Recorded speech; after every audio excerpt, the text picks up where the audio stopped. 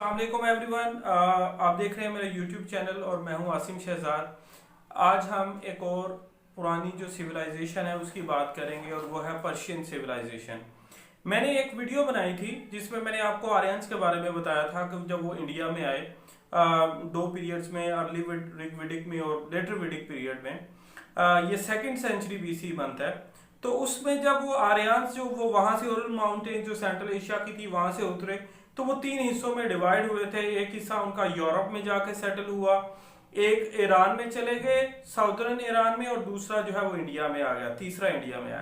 तो वो जो ईरान में जाके सेटल हुए थे साउदर्न ईरान में, ये वही लोग हैं जिन्होंने बाद में पर्शियन सिविलाइजेशन और पर्शियन एम्पायर बनाया। आज हम देखेंगे कि पर्शियन सिविलाइजेशन से फिर आगे पर्शियन एम्पायर कैसे बना और इसके जो इंपॉर्टेंट फीचर्स हैं वो कौन कौन से हैं। सबसे पहले तो ये देखते हैं कि वो कौन सा लीडर था जिसने पर्शियन सिविलाइजेशन को एक पर्शियन एम्पायर में कन्वर्ट किया। तो सबसे पहले नाम आता है साइरस का। इसको साइरस द ग्रेट बोलते हैं। इसका जो रूलिंग टाइम पीरियड है वो 559 बीसीई से 529 बीसीई तक है। ये वो टाइम पीरियड है जिसके अंदर इसने रूल किया। यही वो बंदा था जिसने जो अब ये डायनेस्टी बनाई जिसको आर्खेमेनिड्स बोलते थे।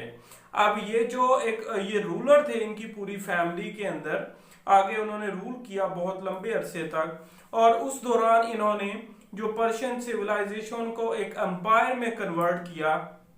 एक छोटे से एरिया के ऊपर इन्होंने रूल स्टार्ट किया और फिर बहुत सारे कंट्रीज इन्होंने कन्वर्ट किए। साइरस जो था, साइरस एक बहुत ही अच्छा किंग था, काइंड हार्टेड था, ठीक है। और ये वो बंदा था जिसने जो इनकी जो पर्शियन एम्पायर है इसको यूरोप, एशिया माइनर और इवन के आगे यहाँ सब कॉन्टिनेंट के अंदर जो गंधारा सिविलाइजेशन है वहां तक पहुंचाया। साइरस के बाद जो नेक्स्ट इसका बेटा रूलर बना उसका नाम कैम्बाइसीस था। कैम्बाइसीस ने 529 से 522 बीसी तक रूल किया। लेकिन उसके बाद जो आने वाला रूलर था उसने पर्शियन एम्पायर की हिस्ट्री को चेंज कर दिया और वो था डेरियस। डेरियस ने 522 से 485 बीसी तक जो है वो पर्शिया के ऊपर रूल किया। ये वो बंदा था जिसने जो पर्शियन एम्पायर है इसको 23 कंट्रीज तक एक्सपैंड किया। 23 कंट्रीज पर्शियन एम्पायर के अंडर आते थे।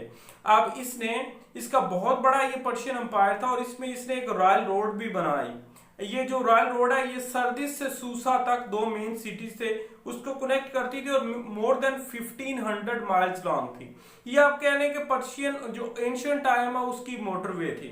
उसके ऊपर आपको रेस्ट हाउसेस भी मिलते हैं, फ्रेश हॉर्सेस भी थे जिसको आप एक्सचेंज कर सकते हैं और बहुत तेजी से लोग सफर करते थे उसके ऊपर। इसके अलावा डेरियस ने अपने पूरे एम्पायर को 20 डिफरेंट प्रोविंसेस के अंदर कन्वर्ट किया। अब ये जो प्रोविंसेस थे इनको वो सैट्रैपीज बोलते थे और जो इनके ऊपर रूल करने वाला गवर्नर होता था उसको ये सैट्रैप बोलते थे।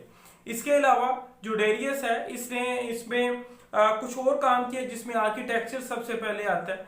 आर्किटेक्चर में अगर देखें तो इन्होंने एक सिटी बनाया जिसको ये पर्सेपोलिस बोलते थे। ये 485 बीसी में स्टार्ट हुआ, बहुत बड़े बड़े हाल से। अभी भी ईरान के अंदर इसके जो है वो खंडरात अभी भी मौजूद हैं क्योंकि इसको बाद में तबाह कर दिया था जब ग्रीक्स ने जो है वो अटैक किया था पर्शिया के ऊपर। अच्छा, इसके अलावा इसने एक और काम शुरू किया जो कि पर्शियन एम्पायर को इसके डिक्लाइन की तरफ ले गया और वो था एक सीरीज ऑफ वार थी जो इन्होंने स्टार्ट की ग्रीक्स के साथ। जब ये 485 बीसी के अंदर डेरियस की डेथ हुई, ये मर गया, तो इसके बाद इसका बेटा रूलर बना, उसका नाम था ज़ुर्क्सीज। शायद आप में से लोगों ने मूवी एक देखी हो 300 के नाम से है। फिर स्पार्टा भी है, स्पार्टा 300 इस तरह से नेम है उसका। उसके अंदर उन्होंने दिखाया वो एक बैटल दिखाई है। तो ज़ुर्क्सीज जो है वो डेरियस का जो है वो बेटा था। एक्चुअली डेरियस जो है वो एक्सपैंड करना चाह रहा था कि वेस्ट साइड पे यूरोप साइड के ऊपर जो है वो अपने एम्पायर को एक्सपैंड करे। तो उस टाइम पीरियड के अंदर जो ग्रीक्स थे उनकी सिविलाइजेशन वो अपनी सिविलाइजेशन की हाइट पर थे। उसमें उस टाइम पे दो मेन सिटीज थे, सिटी स्टेट्स थे, एक है एथेंस और दूसरे स्पार्टा।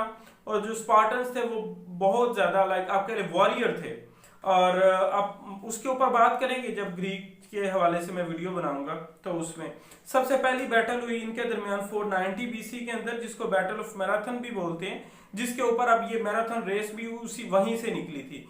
ये मैराथन एक जगह का नाम है और वहां पर ये बैटल हुई। उसमें एथेंस ने जो है वो स्पार्टा को भी बुलाया। उसमें जब इन्होंने पर्शिया ने इनके ऊपर अटैक किया, लेकिन स्पार्टन्स ने रिफ्यूज किया क्योंकि उनका एक फुल मून फेस्टिवल चल रहा था, रिलीजियस फेस्टिवल, जिसके अंदर वो फाइट नहीं करते थे। तो एथेंस ने अकेले ही फाइट करते हुए उन्होंने किसी तरीके से ये मैनेज किया और पर्शियंस को डिफीट हुई पहली ही बैटल में। और उनका एक रनर था जिसका नाम था फाइडिपिडीज। तो वो कुछ 40 माइल्स या उससे ज्यादा बड़ी लंबा वो भाग के वापस वहां ग्रीक पहुंचा और उसने जब ये खबर दी कि हम ये जंग जीत गए, तो वहीं से ये जो मैराथन रेस है ये भी स्टार्ट हुई। इसके अलावा सेकंड जो इनके दरमियान बैटल हुई उसको बोलते हैं बैटल ऑफ थर्मोपली। ये वो बैटल थी जिसके ऊपर वो मूवी भी बनी है, जिसके अंदर ये 480 बीसी में हुई, 10 साल के बाद। उसमें ज़ुक्सीज ने इनके अंदर से एक बंदा जो है उसको खरीदा और उसने जो है वो इनको एक रास्ता दिखाया जहां से होकर इन्होंने दोबारा स्पार्टन्स के ऊपर अटैक किया, और ये वो वाहिद बैटल थी जो पर्शिया ने जीती। इसके अलावा 2 और बैटल हुई और दोनों के अंदर पर्शिया को डिफीट हुई, जो कि सलामिस और प्लेटियर के नाम से है। और इस तरह से और ये जो जितनी भी इन्होंने ग्रीक्स के साथ इनका जो एडवेंचर रहा वो कोई इतना खास कामयाब नहीं रहा। अच्छा, इसके बाद इनके पर्शियन सिविलाइजेशन के एक और जो फीचर जो स्टिल अभी तक अलाइव है वो है इनका कैनेथ सिस्टम। ये एक वाटर कैरिंग सिस्टम था, कैनेथ सिस्टम। ये वेल बनाते थे और जहां वेल बनाने के बाद आगे नीचे कारेज बनाते थे। कारेज कहते हैं ये अंडरग्राउंड वाटर सिस्टम होता है, तो वो उसको आगे लेकर जाते हैं। ये स्टिल अभी भी ईरान के अंदर एक हिस्से के अंदर वो ये कैनेथ सिस्टम मौजूद है। और इसके ऊपर अगर आप डॉक्यूमेंट्रीज को देखें, ये इंफॉर्मेशन चेक करें, तो पर्शिया अभी भी बहुत ज्यादा इलेक्ट्रिसिटी अपनी बचा लेता है इसी कैनेथ और कारेज सिस्टम जो है, कारेज तो हमारे बलूचिस्तान में भी है, उस सिस्टम से पानी को जो है वो आगे दूसरे इलाकों तक ये पहुंचाते हैं। अच्छा, इसके अलावा इनके रिलीजन के ऊपर अगर बात की जाए तो इनके रिलीजन था उसको ज़ोरोआस्ट्रियनिज्म बोलते थे, और इसके अंदर ये कहते थे इनके प्रॉफिट का नाम ज़ोरोआस्टर था, और जिस गॉड की ये वर्शिप करते थे उसको ये अहूरा मज़दा बोलते थे। और ये जितने जो इनके रूलर्स हैं साइरस से लेके आगे ज़ुक्सीस तक, वो सारे के सारे उसके फॉलोअर्स थे। अब आ जाते हैं लास्ट में, देखते हैं इनके डिक्लाइन के बारे में।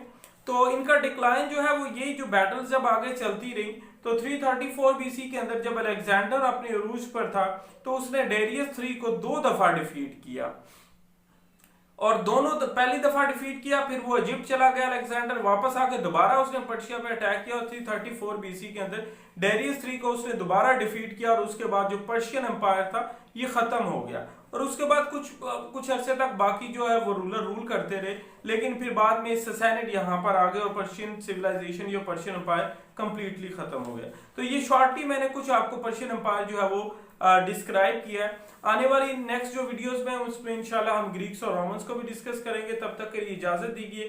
Thank you so much for watching me. Allah Hafiz.